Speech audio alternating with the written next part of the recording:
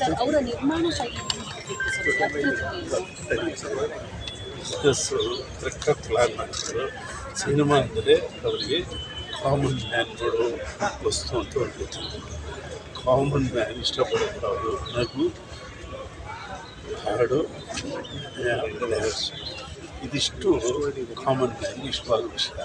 ಆ 4 ಎಲಿಮೆಂಟ್ಸನ್ನ ಇಲ್ಲದೆ ಅವ್ರು ಸಿನಿಮಾ ಮಾಡ್ತಾನೆ ಇರಲಿಲ್ಲ. ಜನಕ್ಕೆ ತಲುಪಬೇಕು. ಆ ತಲುಪೋದಕ್ಕೆ ಏನೇನು ಮಾಡಬೇಕು, ಪ್ರೊಡಕ್ಷನ್ ಸಿಸ್ಟಮ್ಯಾಟಿಕ್. ಅದಕ್ಕೆ ಫಂಡಿಂಗ್ ಬರಬೇಕಂದ್ರೆ ಸಿನಿಮಾಕ್ಕೆ ಒಂದು ಹೈಪ್ ಕ್ರಿಯೇಟ್. ಕನ್ನಡ ಚಿತ್ರರಂಗದಲ್ಲಿ ಒಂದು ಸಿನಿಮಾ ಮೇಕಿಂಗ್ನಲ್ಲಿರುವಾಗ ಅದಕ್ಕೊಂದು ಹೈಪ್ ಕ್ರಿಯೇಟ್ ಮಾಡಬೇಕು ಅಂತ ತೋರಿಸಿದ್ದೆ ದ್ವಾರಕೀಶ್. ಅದಾದಮೇಲೆ ರವಿಚಂದ್ರನ್ ಸರ್ ಬಂದರು. ಇವರಿಬ್ಬರ ಸಿನಿಮಾಗಳು ಅನೌನ್ಸ್ ಮಾಡಿದ್ರೆ ಬಿಸ್ನೆಸ್ ಯಾಕೆ ಅದರಲ್ಲಿ ಭರವಸೆ ತುಂಬಿಸಿ